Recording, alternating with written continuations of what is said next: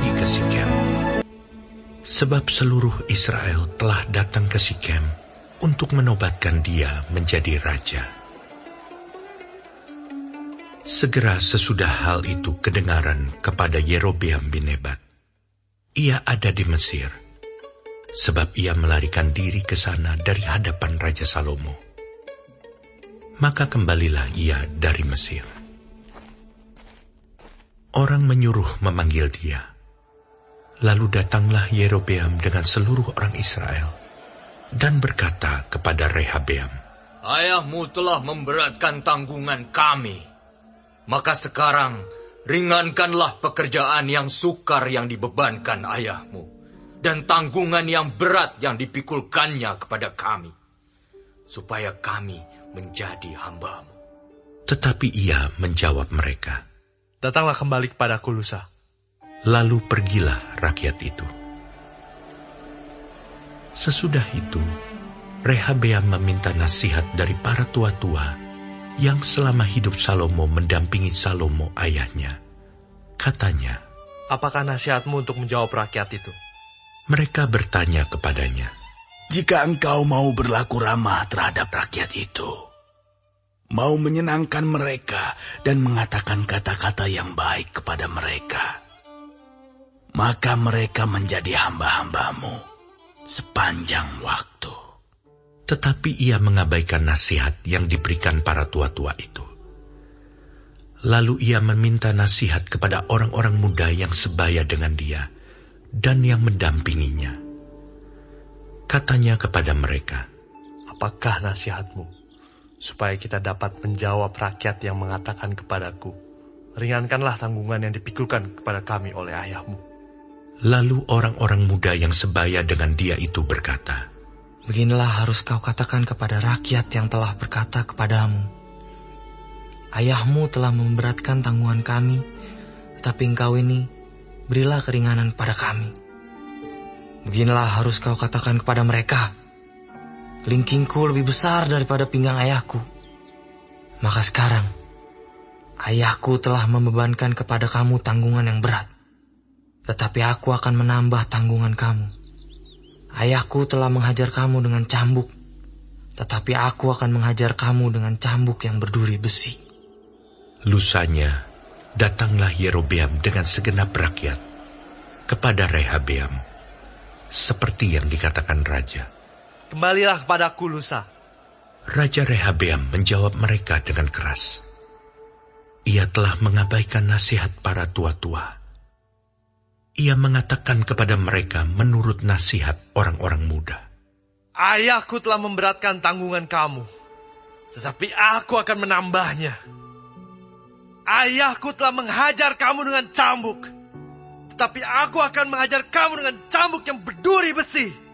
Jadi raja tidak mendengarkan permintaan rakyat, sebab hal itu merupakan perubahan yang disebabkan Allah, supaya Tuhan menepati firman yang diucapkannya dengan perantaraan Ahia orang Silo kepada Yerobeam bin Nebat. Setelah seluruh Israel melihat bahwa raja tidak mendengarkan permintaan mereka, maka rakyat menjawab raja, "Bagian apakah kita dapat daripada Daud? Kita tidak memperoleh warisan dari anak Isai itu. Masing-masing ke kemahmu, hai orang Israel. Uruslah sekarang rumahmu sendiri, hai Daud." Maka pergilah seluruh orang Israel ke kemahnya, sehingga Rehabeam menjadi raja hanya atas orang Israel yang diam di kota-kota Yehuda. Kemudian Raja Rehabeam mengutus Hadoram yang menjadi kepala Rodi. Tetapi orang-orang Israel melontari dia dengan batu sehingga mati. Bahkan Raja Rehabeam hampir-hampir tidak dapat menaiki keretanya untuk melarikan diri ke Yerusalem.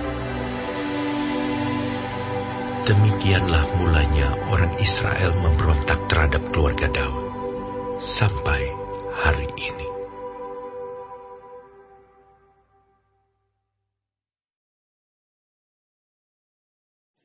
Shalom semua jemaat Tuhan.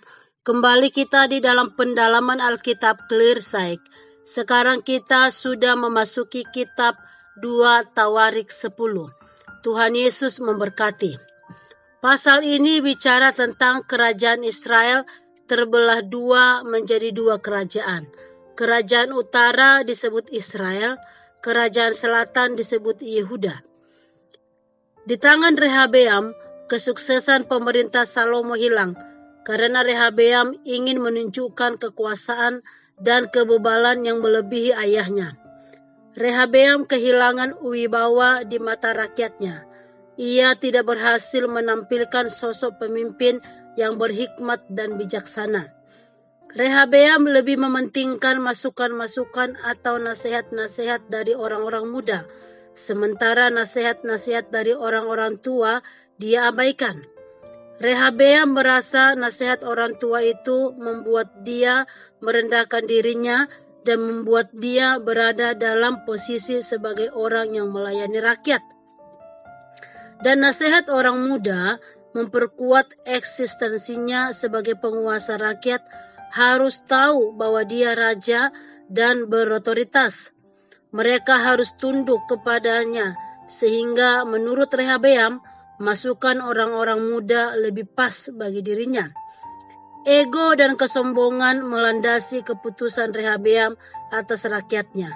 Dengan keputusan yang Rehabeam ambil, membuat rakyat tidak tunduk kepadanya, malah menyerukan protes.